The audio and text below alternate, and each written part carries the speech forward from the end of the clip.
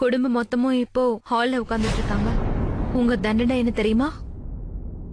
நீங்க இப்ப அஞ்சலிய கண்ணத்திலேயே ஆரஞ்சாகணும். ஒண்ணு இல்ல, ரெண்டு இல்ல, மொத்தமா நீங்க இவள 5 தடவை ஆரஞ்சாகணும்.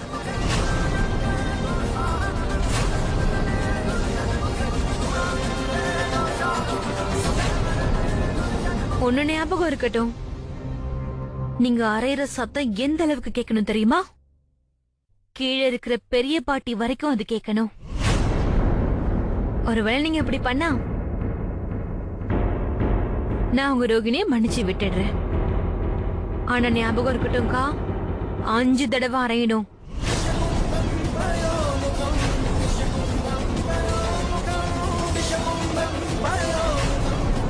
நீ என்ன பேசிட்டு இருக்க? நான் ஒரு அம்மா. என் குழந்தைய நான் எப்படி கையை நீட்டி அடிக்க முடியும்? இல்ல, நீ எந்த தண்டனை கொடுக்கணும்னு நினைச்சாலும் அதை எனக்கு கொடுத்துரு. நான் எவ்வளவு பெரிய தண்டனையா இருந்தாலும் அதை ஏத்துக்க தயாரா இருக்கேன். ஆனா என் குழந்தைய விட்டுடு பிளீஸ். என் குழந்தை உனக்கு என்ன பாவம் பண்ண அவளை விட்டுடு. இதுதான் தலையெழுத்துன்னு சொல்லுவாங்க. நீங்களே பாத்தீங்களா, யாரோ பண்ண தப்புக்கு தண்டனை நான் அனுபவிக்க வேண்டியதா இருக்கு. இப்ப அஞ்சலி உங்க பொண்ணா இருக்கிறதுனால இதை அனுபவிச்சுதாங்க ஆகணும்.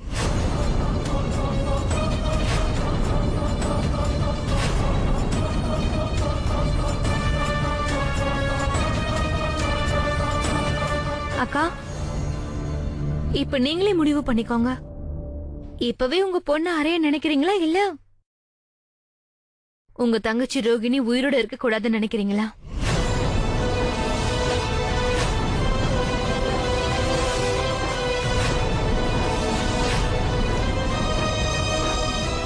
அக்கா, இப்ப 11:50 ஆகுது. 12 மணிக்குள்ள நீங்க அஞ்சலியும் அடிச்சாகணும். ஒருவேளை அந்த மாதிரி நடக்கலன்னா நான் வேற வழி இல்லாம உங்களோட தங்கச்சிய கொலை பண்ண வேண்டியதா இருக்கும்.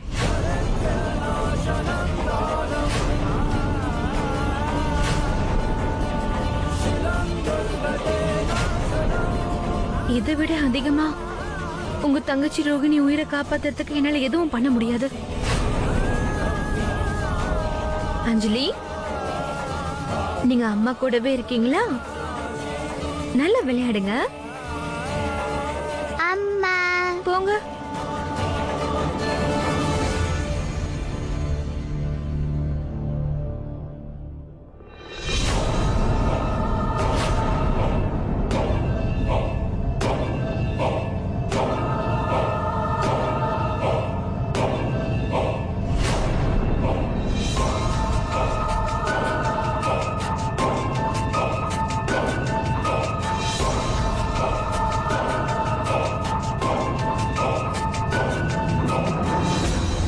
நீங்க இப்ப அஞ்சலிய கண்ணத்திலேயே ஆரஞ்சாகணும். ஒண்ணு இல்ல, ரெண்டு இல்ல, மொத்தமா நீங்க இவள 5 தடவை ஆரஞ்சாகணும்.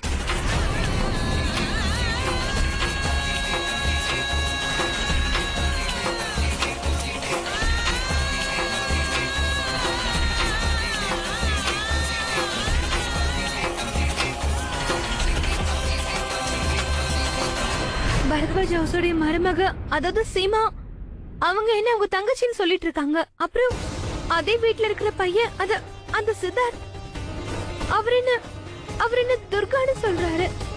அவர் என்ன ஜெயிலுக்கு அனுப்பாம விட மாட்டேன்னு சொல்றாரு. இல்ல ஸ்ருதி, அவங்கள பத்தி எனக்கு நல்லா தெரியும். சீமாவை முன்னாடி நான் 2 வாட்டி தான் பாத்திருக்கேன். ஆனா அவளோட குணம் என்னன்னு எனக்கு நல்லாவே தெரியும்.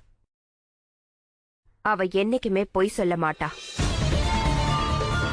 அவ எப்படி உன்னோட பிரச்சனைக்கு காரணமாக முடியும்? இப்ப இந்த நேரம் அவளே சூழ்நிலையால பாதிக்கப்பட்டிருக்கா. அவளுக்கு இப்ப என்னெல்லாம் நடக்குதோ அத நானே இப்ப என் கண்ணால பாத்துட்டு இருக்கேன். இப்ப அவளும் அவ குடும்பமும் ஒரு பெரிய பிரச்சனையில மாட்டிக்கிட்டு இருக்காங்க. இங்க பாரு ஸ்ருதி, ஒருவேளை சீமா உன்னை அவ தங்கச்சி ரோஹிணின்னு சொன்னான்னா அப்படின்னா அதுக்கு அர்த்தம் நீ அவளோட தங்கச்சி ரோஹிணியா தான் இருக்கும்.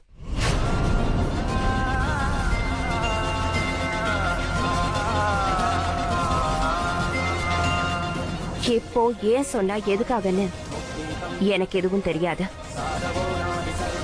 ஆனா இது மட்டும் என்னால சொல்ல முடியும்.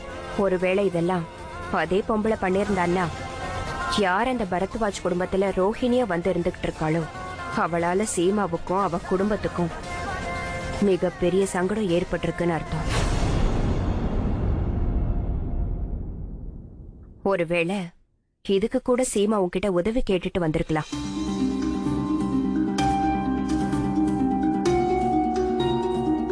ஒருவேளை எல்லாம் தெரிஞ்சும் சீமா வாய மூடிக்கிட்டு இருக்கானா அவ யாரோ ஒருத்தரோட கட்டுப்பாட்டுக்குள்ள இருக்கான்னு அர்த்தம். நாம ஏதாவது பண்ணி சீமாவுக்கு உதவி பண்ணி ஆகணும். என்ன சொல்றீங்க? நான் என்ன பத்தி உங்ககிட்ட எல்லாத்தையுமே சொல்லிட்டேன். இருந்தாலும் அந்த சீமா பேசுறதையும் உண்மைன்னு சொல்றீங்க? என் பேரு ஸ்ருதி, நான் ஸ்ருதி வர்மா. துர்காக்கும் ரோகிணிக்கும் எனக்கு எந்த சம்பந்தமும் இல்ல. ஏதோ அவ முகமும் என் முகமும் ஒன்னா இருக்கு. அதனால ஏதோ ஒரு ஆக்சிடென்ட்ல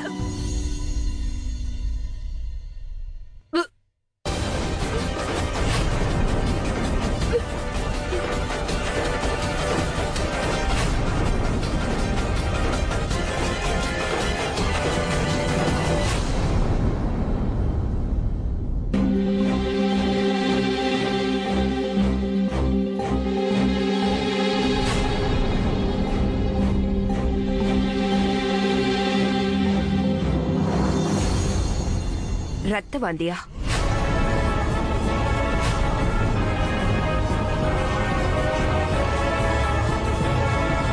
ஸ்ருதி, ஸ்ருதி, ஸ்ருதி, ஸ்ருதி, இங்க பாரு.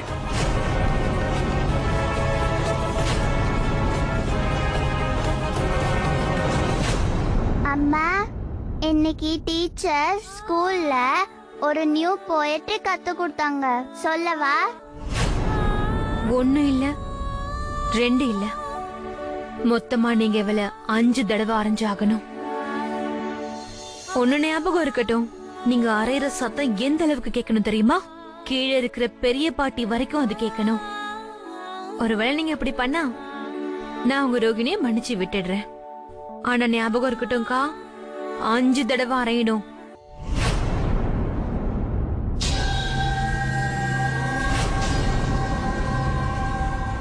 சஞ்சு, நீ எதுக்கும் பயப்படாத.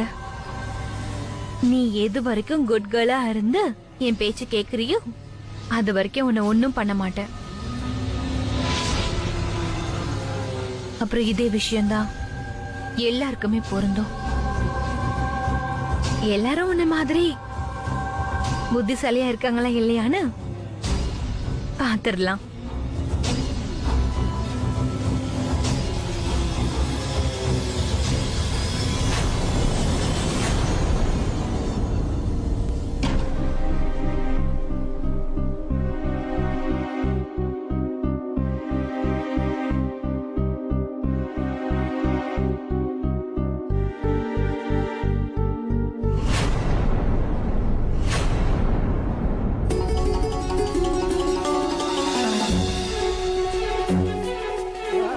கனவுல கூட நினைச்சு பார்த்ததில்ல எனக்கு இப்படி ஒரு சூழ்நிலை வரும்னு.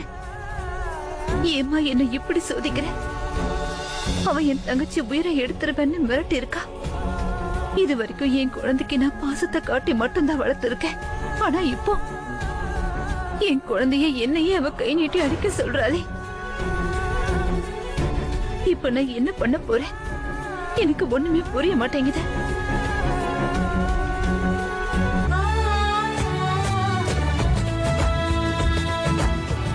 ஏன் அஸ்வினி முடி கொட்டுறதுக்கு சிறந்த சிகிச்சைன்னு நினைக்கிறீங்க? அஸ்வினி முடிவேர்களுக்கு ரத்த ஓட்டத்தை தந்து ஸ்ட்ராங்கா.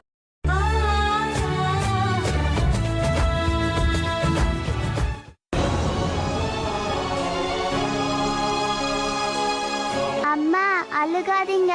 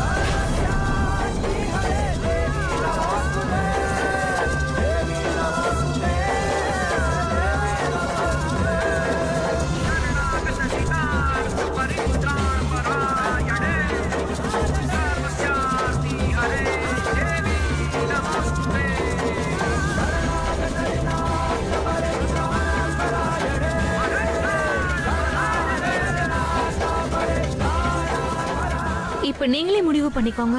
இப்பவே உங்க பொண்ணு அறைய நினைக்கிறீங்களா இல்ல உங்க தங்கச்சி ரோகிணி உயிரோட இருக்க கூடாதுன்னு நினைக்கிறீங்களா? மொத்தமா நீங்க இவள 5 தடவை அரைஞ்சாகணும்.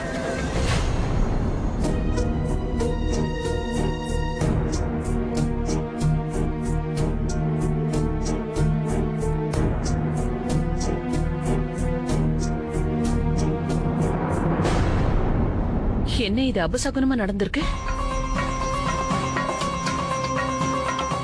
இப்ப இந்த வீட்டுல இனிமேலையும் என்ன கெடுதல் உண்டாக்கணும்னு நினைக்கிறீங்கம்மா?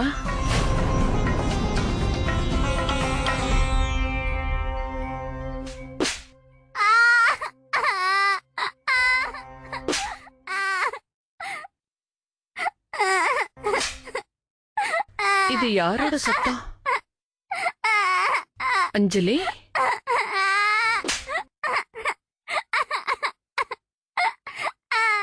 யாரோ அஞ்சலிய அடிச்சுக்கிட்டு இருக்காங்கன்னு நினைக்கிறேன். என்ன நடக்குதுங்க? அஞ்சலி,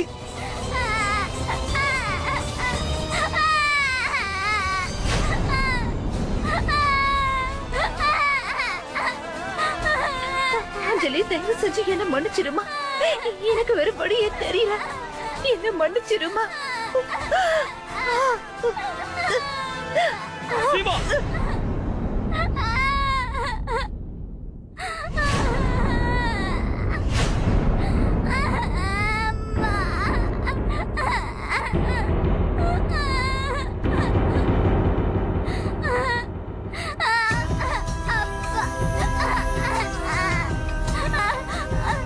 ஒண்ணும் இல்லம்மா.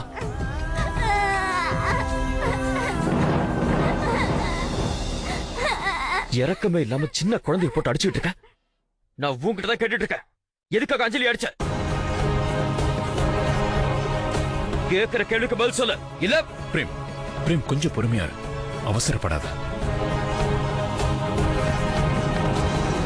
சீமா, நீ அஞ்சலிய கை நீட்டி அடிக்கிற அளவுக்கு எங்க என்னதான் நடந்துச்சுன்னு சொல்லு. உனக்கு என்னாச்சு சீமா? ஏதாவது பேசு. ஏன் இந்த மாதிரி செஞ்ச? இது வரைக்கும் நீ அஞ்சலியை கை நீட்டி அடிச்சதே இல்லம்மா. என்னைக்கு மட்டும் ஏன்? அம்மா சீமா, உனக்கு ஏதாவது பிரச்சனை இருந்தாலும் ஏதாவது சிக்கல் இருந்தாலும் அதை உடனே எங்கள்கிட்ட சொல்லுமா. நாங்க எல்லாரும் சேர்ந்து அதை தீர்த்து வைக்கிறோமா. ஆனா இங்க பாருமா, இந்த சின்ன குழந்தை மேல இனி உன் கோபத்தை காட்டிடாதம்மா. சீமா அமைதியா இருக்கான்னா ஏதோ ஒரு கட்டாய சூழ்நிலை தான் இருக்கும். அக்கா,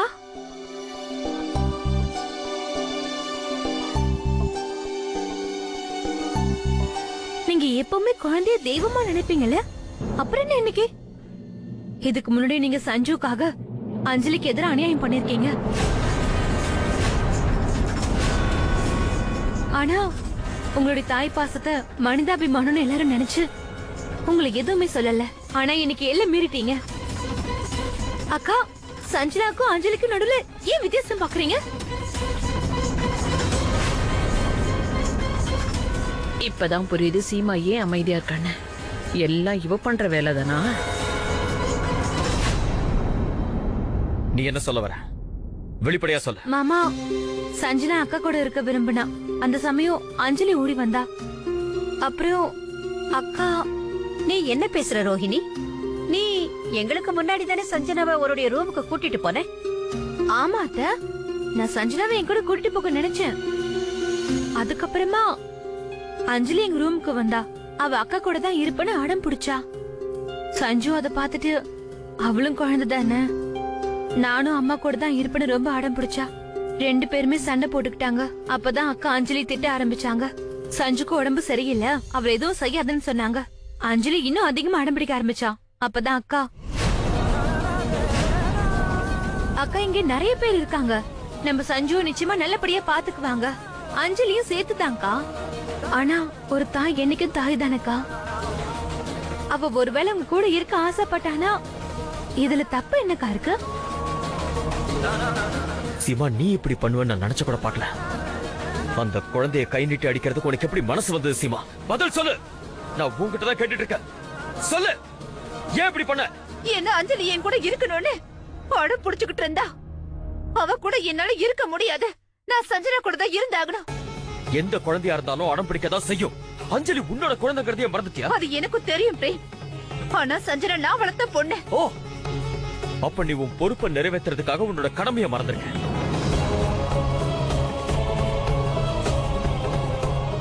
காரணமே இல்லாம 2 பேரும் சண்டை போட்டுக்கிட்டு இருக்காங்க. இந்த எல்லா பிரச்சனைக்கும் காரணமே இவதான். சீமா, போதும், 2 பேரும் நிறுத்துங்க. சீமா அஞ்சலிய கை நீட்டி அடிச்சது தப்புன்னு நான் ஒத்துக்கிறேன். ஆனா உங்க எல்லாருக்குமே தெரியும் சீமாவுக்கு இப்ப உடம்பு சரியில்லை. நான் என்ன சொல்றேன்னா, அஞ்சலி அடம் பண்ணிருக்கலாம். அதனால ஏதோ ஒரு கோதரா அடிச்சிருப்பா. சீமா ரொம்ப பொறுமையானவ. ஆனா அவளும் மனுஷி தானப்பா. உண்மைதான். ஆனா அதுக்காக மனிதாபிமானத்தை மறக்கணுங்கிற அவசியம் இல்ல பாட்டி. அஞ்சலி ஒரு சின்ன குழந்தை பாட்டி. அவளுக்கு சொல்லி புரிய வச்சிருக்கலாம். பிரேம், ஒருவேளை அவ குழந்தை மேல அன்பு வச்சிருந்தாள்னா குழந்தை பண்ற தப்புக்கு தண்டிக்க அவளுக்கு உரிமை உண்டு. கோவம் இருக்கிற இடத்துலதான் குணம் இருக்கும். பாட்டி, ஒரு தாய் கிட்ட குழந்தைய பத்தின கேள்வியை கேட்கறதுக்கு யாருக்குமே உரிமை இல்ல. அதனால நம்ம எல்லாருமே இங்க இருந்து போலாம். இந்த விஷயத்தை இதோட விட்டுருங்க. சீமா ரெஸ்ட் எடுத்துக்கிட்டோம்.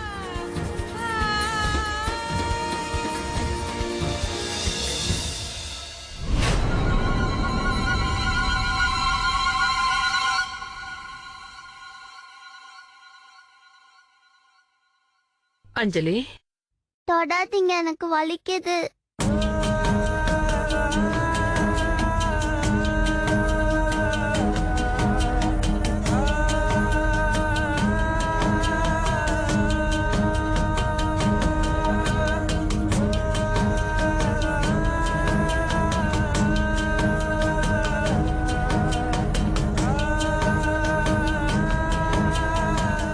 இதுவரைக்கும் நான் அப்படி நினைச்சதில்ல. ஆனா இன்னைக்கு நீ ஒரு விஷயத்தை நிரூபிச்சிருக்க. நீ அஞ்சலியோட அம்மாங்கிறது உண்மை. ஆனா சஞ்சு மேலதான் அதிக பாசம் வச்சிருக்க. சின்ன வயசுல இருந்து நீதான் அவளை வளர்க்குற. ஆனா ஒரு விஷயத்த மறந்துடாத, அஞ்சலிய நானும் ரொம்ப பாசமா தான் வளர்த்துக்கிட்டு இருக்கேன். சஞ்சு அழுவுறத உன்னால பாத்துக்கிட்டு இருக்க முடியலன்னா அஞ்சலி அழுவுறத என்னாலையும் பாத்துக்கிட்டு இருக்க முடியாத. அதனால இனிமே நீ மறுபடியும் அஞ்சலி கிட்ட இப்படி நடந்துக்கிட்ட, அப்புறம் நான் மனுஷனா இருக்க மாட்டேன்.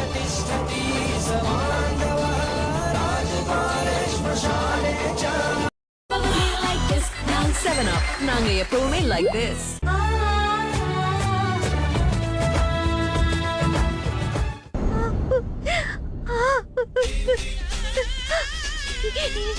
இந்த கையால் தானே அஞ்சலி நான் அடிச்சேன்.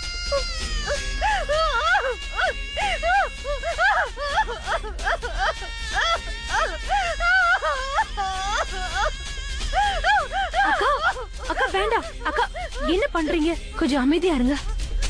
நான் உங்ககிட்ட சொன்னேன்லக்கா, தப்பு எவ்வளவு பெருசோ தண்டனையும் அவ்வளவு பெருசா இருக்கும். ஒருவேளை அடுத்த தடவையும் உங்க வாக்க மீறணும்னு முடிவு பண்ணீங்கன்னா இதை விட பெரிய தண்டனை உங்க தங்கச்சி ரோகிணிக்கும் கிடைக்கும். அதான் உங்ககிட்ட அப்பவே சொன்னேன், எல்லாம் எப்படி நடக்குதோ அப்படி நடக்க விட்டுருங்க. எந்திரிங்க, வாங்க.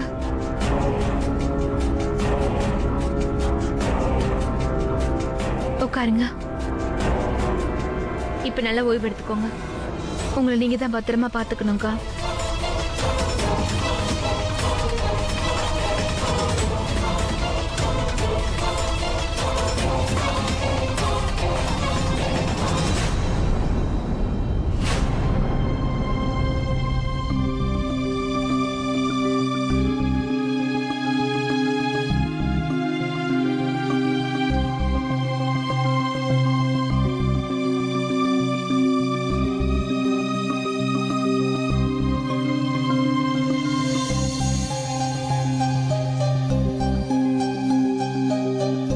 ஜெய் மா காளி. இப்போ உனக்கு எப்படி இருக்கு? எனக்கு எனக்கு எப்படி ரத்த மாதிரி வந்துச்சு? நான் என்ன சொல்ல வரேன்னா, எனக்கு உடம்பு நல்லா தானே இருக்கு. எனக்கு வேற எந்த நோயுமே இல்ல. இப்ப நீ உள்ளுக்குள்ள எப்படி உணர்ற? நார்மலா தான் இருக்கு.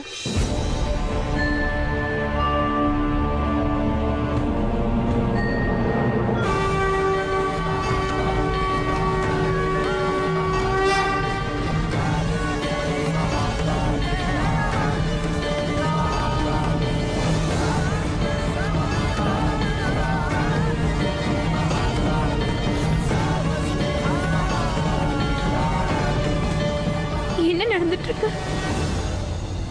எனக்கு திடீர்னு ஏன் இவ்வளவு பதட்டமா இருக்கு? என்னதான் நடக்குது? உனக்கு யாரோ வசியம் பண்ணிருக்காங்க. அதோட விளைவை தக்க வைக்கிறதுக்காக உனக்கு சாப்பிட ஏதோ கொடுத்துட்டு இருக்காங்க.